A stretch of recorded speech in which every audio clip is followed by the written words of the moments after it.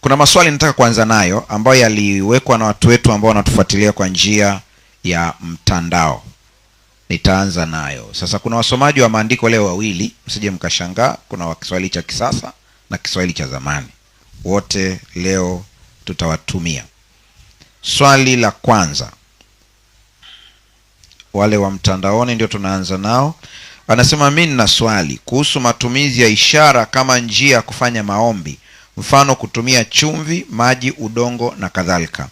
Sasa nilitamani huyu muuliza swali angefafanua vizuri tuweze kuelewa anaposema ishara anamaanisha nini. Lakini kama nimemuelewa, anaongelea habari ya baadhi ya vitu hivyo kutumika kama njia ya maombi. Ninajaribu kujibu kama nimemuelewa. Lakini kwa vile huenda nanifuatilia online na nitakuwa sijakujibu au sijakuelewa vizuri, utarudia swali lako ili tuweze kulijibu vizuri. Okay. Matumizi ya ishara kama chumvi, maji, udongo katika maombi yanakubalika kibiblia au hayakubaliki kibiblia? Ni swali la msingi sana. Wafalme wa pili sura ya pili fungu la 19 mpaka 22. Tuanze kuona matumizi yaliyotumika hapa kwanza, alafu ndipo nitakuja kujibu vizuri. Wafalme wa pili sura ya pili fungu la 19 mpaka fungu la 22. Kama umefika hapo sema amina. Kama hujafika sema nisubiri. Hapa kwenye maswali nahitaji wote tuweze kusoma vizuri hapa. Nimesema wafalme wa ngapi? Wa pili sura ya ngapi? Ya pili fungu la ngapi? 19 mpaka. Haya, msomaji wa Kiswahili cha kizamani tusomee.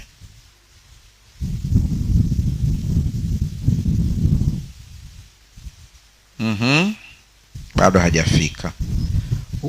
Watu wa mjini wakamwambia Elisha, angalia, ndio twakusihi mahali pa mji huu ni pazuri, kama bwana wangu aonavyo, ndio, lakini maji yake hayafai, na nchi huzaa mapooza.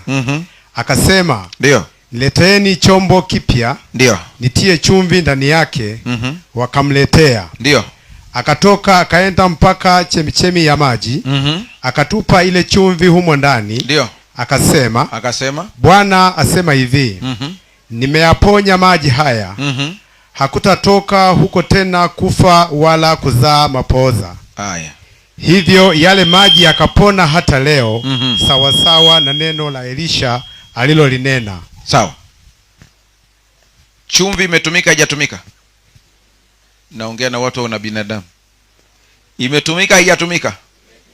Lakini hutakuta maelezo mengine hapo baadaye kwamba mkiwa na shida kama hii mtumie chumvi. Kwa hiyo kuna matukio ambayo yalitumika kulingana na mazingira, kwa uongozi wa Roho. Sawa sawa. Kwa hiyo tunayaacha hivyo kwa sababu yalitumika hivyo kwa uongozi wa Roho kwa wakati huo. Sasa wakati huu unaweza ukatumia usitumie. Hakuna andiko lolote limesema tuendelee kutumia, wala hatuna andiko linalosema msitumie. Mtazame jirani yako, mwambie umeelewa au hujaelewa. Amesemaje? Hajaelewa. Nenda kwenye kitabu cha Yohana 9 fungu la 6 mpaka la 7. Alafu nitatengeneza hitimisho la swali hilo, ndipo nitaenda kwenye swali la pili. Yohana wa kwanza sura ya 9 fungu la 6 na la 7. Ndio, msomaji. Kiswahili cha zamani. Samani, Yohana Injili. Samani. Yohana Injili 9, 6 na 7.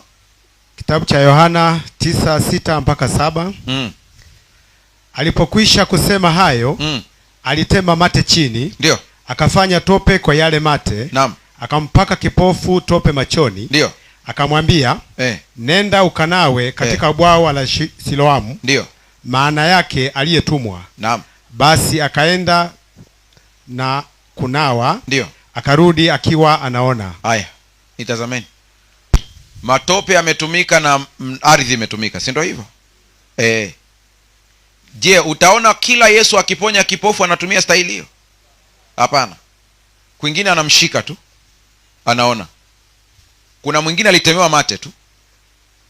Kwa hiyo hakuna kanuni ya kusema hiyo ndiyo staili.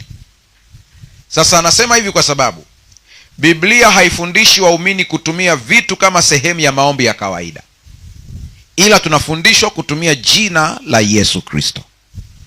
Huo ndio msingi wa mafundisho ya Biblia. Vitu vingine vyote ambavyo vimetumika, ukiangalia vilitumika kwa uongozi maalum na tukio maalum. Kwa hiyo tumwachie Roho Mtakatifu. Asante sana.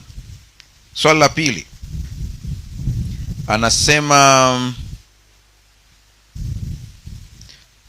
tofauti ya kuongoka na kuokoka ni gani please? Mmeshaelewa mpaka hapa? Kwa hiyo tofauti ya kuongoka na kuokoka ni mtafaruku mkubwa. Zamani wa Sabato ukimwambia umeokoka, anakwambia mimi nimeongoka. Si ndio hivyo jamani? Tuliambiwa hivyo. Na mgogoro ni kwamba ukiwa unafuata kile ambacho unafundishwa bila kuthibitisha katika neno, unajikuta umeamini anachosema mchungaji, lakini sicho kinachosema kwenye Biblia. Sasa ngoja tuangalie tofauti zake sasa. Naanza na hoja ya kuokoka ni ipi. Tutasoma Viswahili vyote viwili sasa hivi. Kwanza kabisa, kuokoka ni tendo la kiroho. Ni tendo la nini jamani? Ambapo mtu anampokea Yesu Kristo kuwa Bwana na Mwokozi wa maisha yake.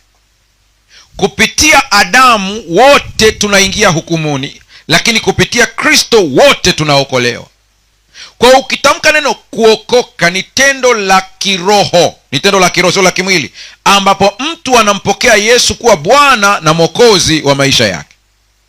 Soma Yohana sura ile ya 5 fungu la 20 na tuanzie 22 mpaka 24. Tutasoma Viswahili vyote viwili, kwa hiyo hapo fuatilia vizuri. Ndio. Kitabu cha Yohana Mtakatifu 5:22 mpaka 24. Ndio. Tena Baba hamhukumu mtu yeyote. Ndio. Bali amempa mwana hukumu. Naulizeni swali, anaye hukumu watu ni nani? Ili nione tunaenda vizuri. Anaye hukumu watu ni nani? Mwana. Ndio. Ili watu wote wamheshimu mwana kama vile wanavyomheshimu Baba. Naam. Asiyemheshimu mwana hamheshimu Baba. Umeelewa vizuri hapo? Turudi tena. Ili watu wote wamheshimu mwana kama wanavyomheshimu nani? Baba. Kwa hiyo hebu piga mfano kwamba Yesu Kristo, sio mfano, ni halisi, ndiye mhukumu wa dunia yote. Alafu Yesu, kwa kaka yetu mkubwa ni Yesu Kristo. Ukiwa na Yesu kwenye gari, shetani haombi lift. Haleluya. Akiona tu hivyo basi pita. Anamuelewa. Endelea sasa hapo ndugu yangu. 24. Amini amini nawaambia. Stop hapo. Hizo amini zimekuwa mara ngapi? Mara 2. Hiyo ni staili ya Waebrania ya kuapa. Ingekuwa hapa kwetu unaapaje? Wanaogopa maana wapo kanisani. Kuna rafiki yangu mmoja alikuwa ni mwalimu wa mbwa na train mbwa. Akikwambia kitu ili yani uweze kuamini anachokwambia ni kweli, anavua kiatu analamba. Anakuambia unabisha? Ngoja. Basi unaambia bwana basi usije ukalamba kiatu. Maana ndio kawaida yake. Sasa ukisikia amin ina maana kwamba uamini au si ukweli unabaki kuwa nini? Rudia sasa hilo andiko ndugu yangu sasa. Amini amini nawaambia. Ndio. Yeye alisikia neno langu na kumwamini. Ndio. Amepita kutoka mautini kuingia uzimani. Kuna kitu umeruka hapo. Rudia tena. Amini amini nawaambia. Ndio. Yeye alisikia neno langu na kumwamini. Yeye aliyenituma ana uzima wa milele. Ndio. Wala haingii hukumuni. Ndio. Bali amepita kutoka mautini kuingia uzimani. Haya. Naulizeni, mnaamini maneno ya Yesu Kristo? Mnamwamini aliyemtuma Yesu Kristo? Mmevuka mautini, mmeingia wapi? Uzimani. Je, hiyo ni hali iliyoko huko mbele, iliyoko sasa hivi au iliyopita?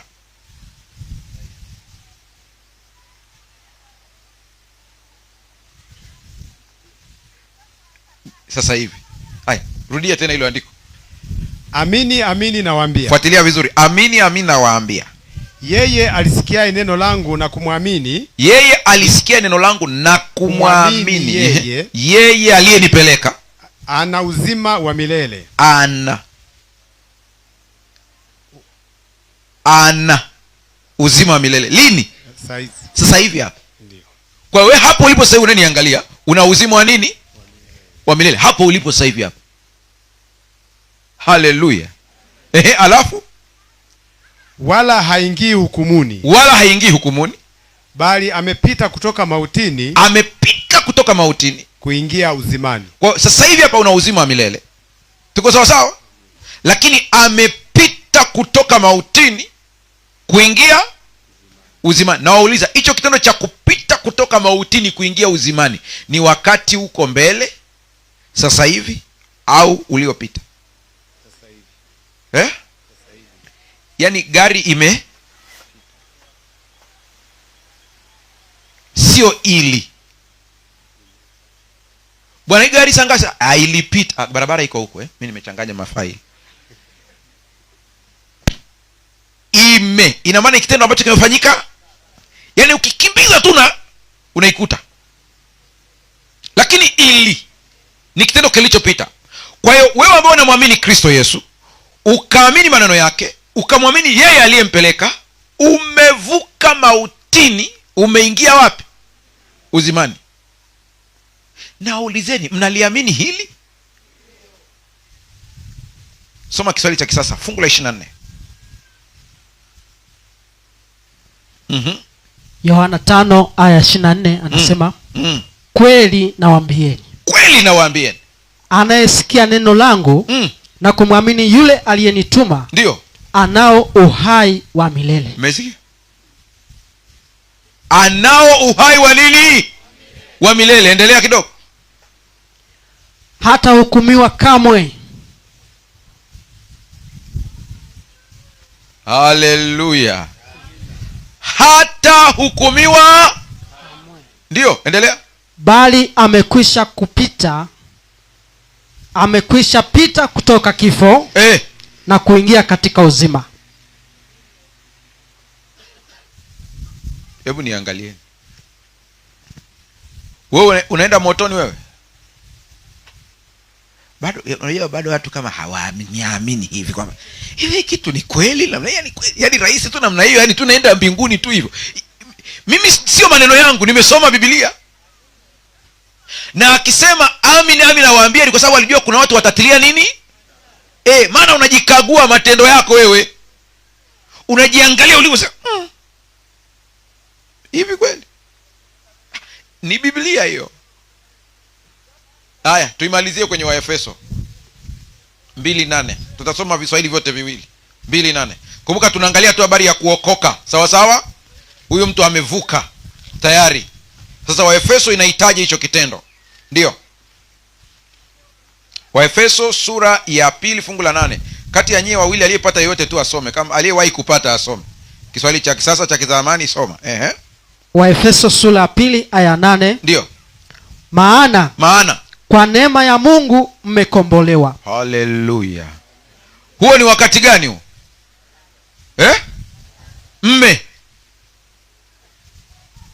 Haya, turudi kwenye Kiswahili cha kizamani.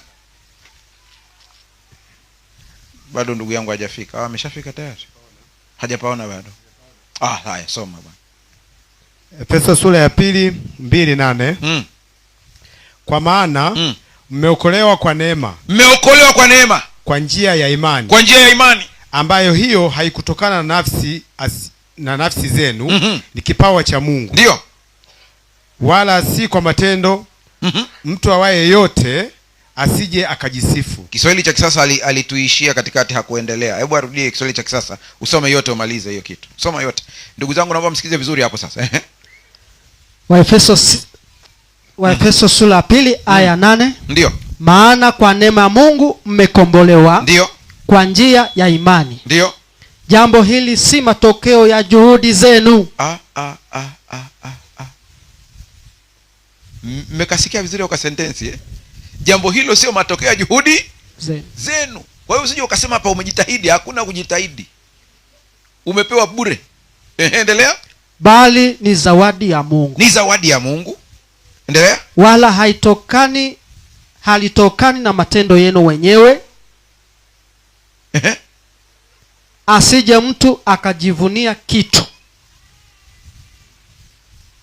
Ishi hapo. Mmeipata vizuri? Kuna nini unachofanya ili uingie mbinguni? Ni kimoja tu tulikigundua hapa, ni kumkubali yule. Ukishamkubali Yesu, sasa ninajua nikitoka hapa, ninajua baada ya makambi, ninajua hata kuna kwenda, kuna mafundisho atakuja tena kuwarudisha kwenye hatia za kale. Hayo yapo, jiandaeni. Yapo kabisa. Hayo yapo, lakini leo tutaangalia Biblia inasema nini. Biblia imesema hicho kitendo cha wewe kuokolewa hakitokani na jitihada zako wewe mwenyewe. Kwa hiyo hakuna kitu ambacho ulifanya wewe ili uweze kuokolewa. Umepewa bure, ni zawadi. Na kama ni zawadi, mshukuru Mungu, usijivune. Sasa kuongoka ni nini sasa? Kuongoka ni kitendo cha kubadilika baada ya kupokea wokovu. Haleluya. Haleluya. Soma kitabu cha Luka sura ya 22 fungu la 32.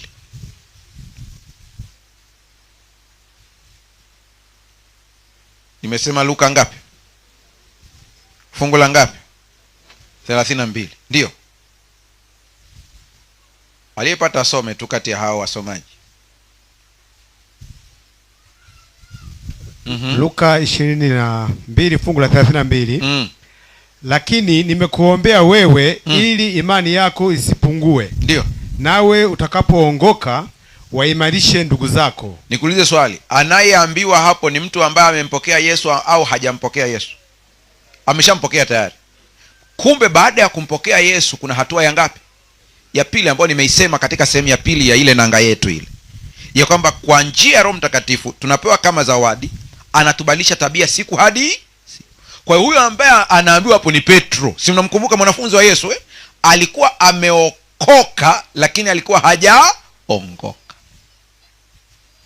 Mtazame jirani yako hapo, mwambie umeelewa au umechanganyikiwa?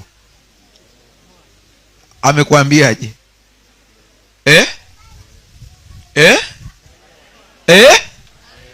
Amechanganyikiwa mwingine. Haya, kinachotangulia kwanza, unapomkuta mtu yuko kwenye maji, amezama kwenye ziwa, kwenye mto, kinachotangulia kwanza ni kumvalisha koti au ni kumtoa kwenye maji?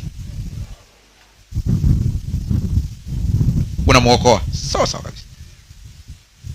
Kwa hiyo anachotufanyia Yesu cha kwanza, akituona katika madudu yetu na uchafu wetu, ni kutudai badiliko au anatuokoa kwanza? Kwa hiyo cha kwanza anatuokoa. Ukishaokolewa uko nje unatetemeka baridi, nguo zimeloa, kwa sababu bado umetokea kwenye maji. Ndivyo hivyo na mtu ambaye ameokoka. Hata walokole wanachanganya hii habari. Wanatarajia kwamba mtu akiokoka siku hiyo tabia zake zote zimeisha, zote mbaya, yuko vizuri. Hapana. Unaokoka kwanza ndipo uwezeshwe.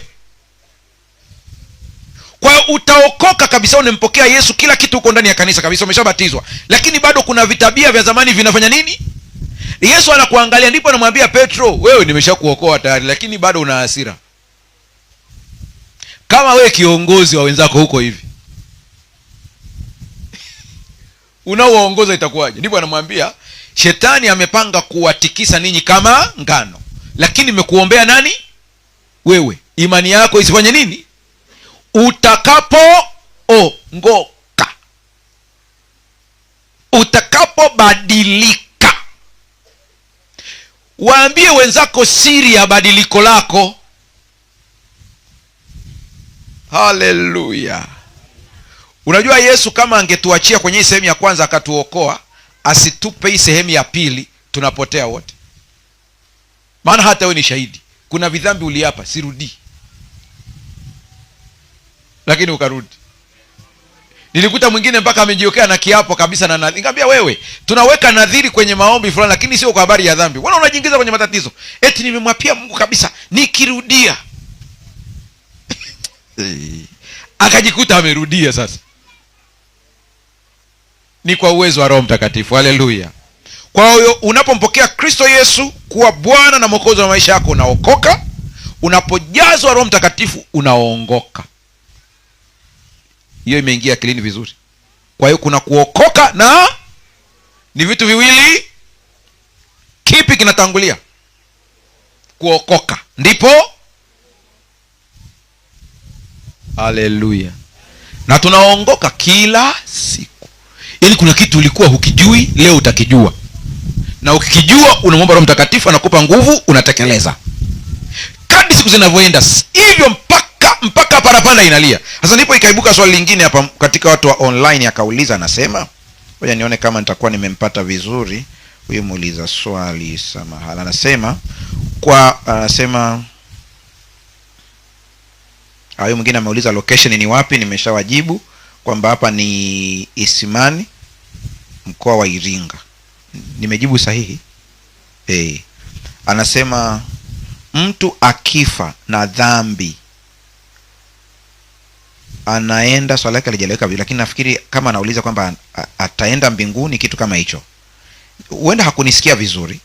Kuna watu wawili, msije mkachanganya mafaili hapa. Kuna mtu ambaye amefia dhambini akiwa hajampokea Yesu Kristo kuwa Bwana na Mwokozi wa maisha yake. Tuko sawa sawa? Huyu mtu Biblia iko wazi, anaingia mbinguni au anaenda jehanamu? Jehanamu, simple. Lakini ikatokea huyu mtu katika kukata roho kwake, huenda alisikia mafundisho kama haya ambayo tunafundisha sasa hivi, na akawa jeuri hakuyapokea. Lakini wakati anakata roho pale tu akakumbuka mafundisho haya, akatubu kwa sauti ambayo mimi na wewe hatuisikii, tutakutana naye. Hiyo imeeleweka vizuri? Tuje kwa huyu aliyempokea Kristo Yesu kuwa Bwana na Mwokozi wa maisha yake. Huyu mtu ambaye amempokea Yesu, tumesema anajazwa Roho Mtakatifu. Tumekubaliana hilo. Roho Mtakatifu anamfundisha kuishi maisha mazuri. Kweli si kweli? Lakini tumegundua kwamba kumbe kubadilishwa ni hatua kwa hapo katikati. Ikatokea amekufa wakati yupo kwenye hatua za kubadilishwa tabia, lakini bado amempokea Yesu Kristo. Huyu mtu anaingia mbinguni ama haingii? Iko wazi. Kuna mtu mmoja anasema haingii. Sikia nikwambie, hapo ulipo, si nitafute tu, ngoja nikupe andiko moja hapa haraka. Akawenda ili andiko litakusaidia kuelewa. Lipo kwenye kitabu cha Isaya.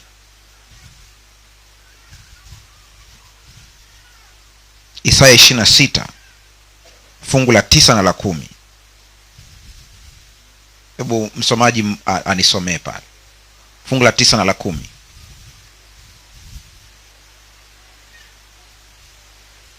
Isaya 26 fungu la 9 na la 10. Ndio. Kwa nafsi yangu nimekutamani wakati wa usiku. Hivi nimesema hiyo? Mbona kama anachosoma akipo? Isaya 26 nimesema 26 fungu la 9 mpaka la 10. Inasoma hivyo? Ndio. Basi mimi ndio nimechanganya mafaili. Twende mbele. Niendelee? Endelea. Kwa nafsi yangu nimekutamani wakati wa usiku. Ni sahihi kabisa. Naam. Kwa nafsi yangu, ndani yangu nitakutafuta mapema. Kwa maana hukumu zako zikiwapo duniani, watu wakao duniani hujifunza haki. Ishi hapo. Haki tunajifunza kila siku.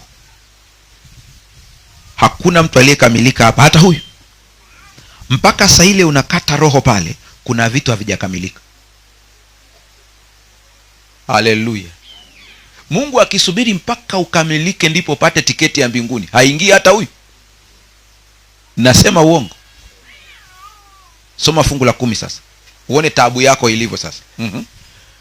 Mtu mbaya ajapofadhiliwa hata hivyo hatajifunza haki. Katika nchi ya unyofu atatenda udhalimu, wala hata uona utukufu wa Bwana. Sikilizeni. Ikatokea hapo upendeleo, upelekwe mbinguni, utatenda dhambi kule. katika nchi ya unyofu, hata uso wa Mungu hutauogopa. Yaani kuna saa utacheki dhahabu ya mbinguni unasema watu wa mbinguni hawa wanaacha midhahabu nje hapa. Jamani, tunaanza kuelewana hapo sasa eh? Ndio maana inabidi ubadilishwe kutoka wapi? Ndani, ili ukifika kule mbinguni papo katika nchi ya unyofu mambo yako yanyoke. Haleluya. Mungu atusaidie sana. Nadhani